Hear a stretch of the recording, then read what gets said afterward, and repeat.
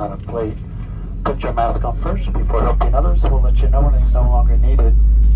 If you have any questions about this plane's safety features, please don't hesitate to ask. We'll be coming down the aisle for one last check. Please make sure your seatbelt is fastened, seat back is upright, tray table is stowed, and all carry-on items are put away. Smoking, including electronic cigarettes or vaping, is never allowed on any JetBlue flight.